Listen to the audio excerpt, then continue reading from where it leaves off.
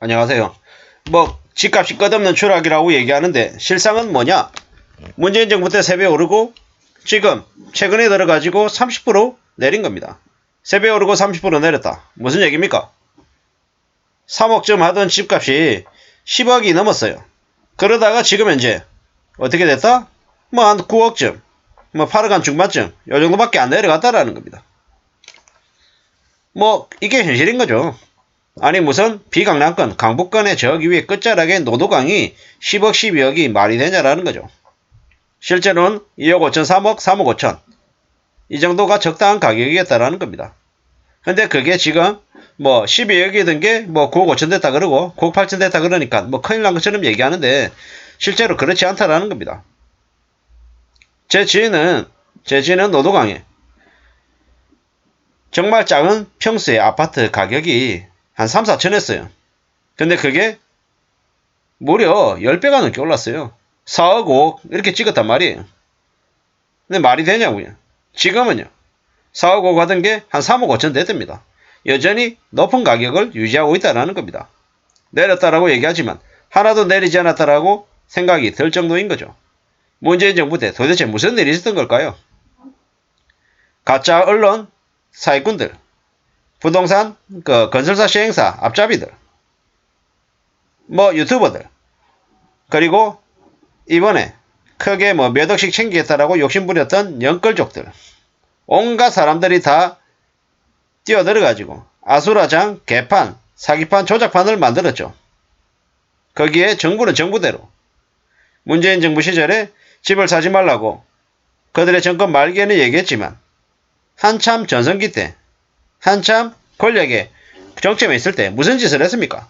전세자금 대출 대폭 해주고 부동산 실거래가 시스템 정말로 조정이 필요한데 내버려뒀고 부동산 시장에 교란한 세력들 바로 잡아야 된다고 어디죠? 공공기관에서조차 수백 페이지에 부동산 시장에 대한 교란 행위에 대한 자료를 만들어서 관료들과 대통령에게 보고됐지만 어땠습니까? 하나도 움직이지 않았습니다. 그 보고서를 보면 참 놀라운 게 뭐냐면 이러다가 정권이 문재인 정부라고 하는 정권이 부동산 정책 실패, 패착으로 인한 정권 교체도 될 수 있다. 그리고 국민들에게 두고 원성을 받을 것이다 라는 얘기들이 적혀 있습니다. 보통 이렇게 기관의 보고서들은 그렇게 수위를 높이지 않는데 그 정도 수위를 높였다라는 건 무슨 얘기냐? 그냥 보통 사람으로 치면 개새끼 소새끼라고 문 XX 개 XS라고 욕을 한 거하고 똑같은 수위라는 거죠. 상상을 초월하는 그런 진짜 엄청난 표현을 쓰면서 얘기를 했지만 문재인 정부에서 제대로 된 대응을 하지 않았다는 겁니다. 오죽하면 정권 말기에 종부세 올려가지고 그걸로 대응하겠다라고 했을 때 사람들이 문재인 정부는 집값을 올려서 저 오른 집값으로 세금을 더 뜯으려고 한 거구나. 그랬던 빅피처가 있었구나. 이렇게 생각할 정도였다라는 거죠. 저도 개인적으로 생각해보건데 문재인 정부가 부동산 가격을 못 잡은 거라고 절대 생각하지 않습니다. 안 잡았다고 생각하고 또 집값을 낮출 생각이 없었던 겁니다. 집값을 높여서 사람들이 부자가 됐다는 착각에 소비를 더하고 또 돈을 더 펑펑 써서 내수도 살리고 그렇게 해서 자기가 정권을 잡았을 때 경제 성장률을 4%대까지 올렸잖아요. 그걸 위해서 나머지 많은 것들을 그냥 놔버린 게 아닌가라는 생각을 해봅니다.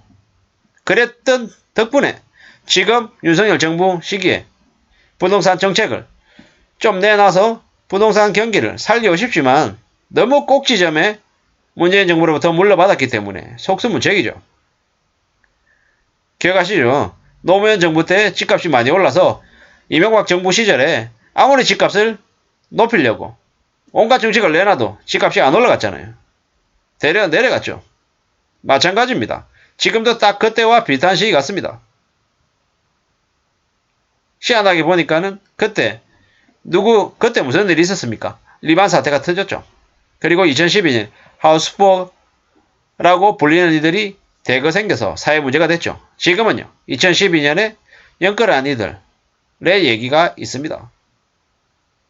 2012년에 하우스푸어, 2022년에 연끌족들, 비교가 되는 뉴스가 나올 정도인 거죠.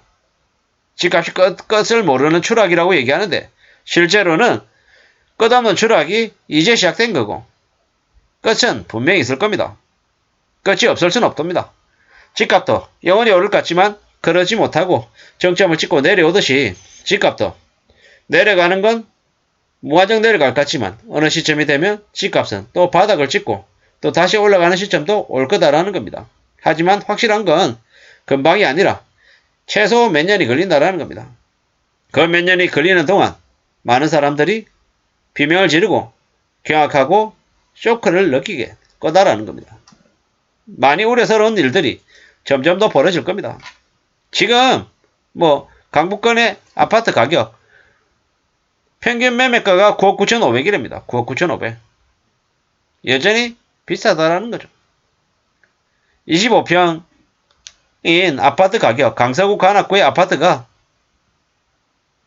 여전히 9억 중후반이죠. 무슨 얘기입니까? 여전히 비싸다라는 거죠. 여전히 말도 안 되는 가격이라는 거죠. 이게 언제까지 내려가겠습니까? 강서구 관악구의 아파트 가격이 지금도 9억 5천, 9억 9천 이러고 있는데 이 가격이 반쯤 내려가면 만족할까요? 만족할까요? 아닐 겁니다. 아직 한참을 더 기다려야 될 겁니다. 시간이 더 필요할 거다라는 이야기입니다. 집값이 금세 내려가지고 금세 멈춰지지 않습니다. 지금도 언론은 뭐라고 얘기하냐? 미국이 기준금리를 2022년 하반기쯤 되면 내릴 것이다 라고 얘기합니다. 그러면서 2023년 하반기 되면 집값이 다시 안정될 테니까 그때까지 기다려 버티면 된다 이렇게 얘기합니다. 좀 더 길게 얘기한 사람은 한 1년 버티라고 얘기하죠.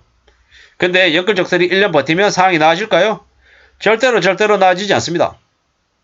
그들이 부담하는 금리가 지금 올 초만 해도 작년에만 해도 대출금리 3%이다가 지금 6% 가까이 됐다고 이자 부담이 거의 2배가 됐다고 난립니다.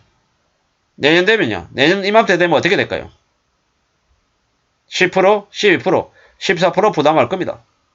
대출이자 150만원 내면서 충분히 감당할 수 있다고 얘기했던 애들이 지금 한 250만원, 300만원 가까이 되면서 죽으려고 그러죠. 내년 이맘때가 되면요.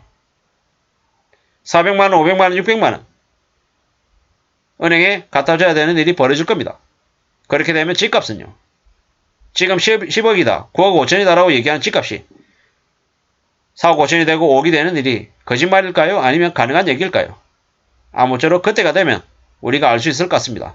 더욱더 빚을 무서워하고 함부로 자산시장에 뛰어드는 게 무서운 일이다, 두려운 일이다라는 걸 생각하고 대응해야 될 것 같습니다. 이상입니다.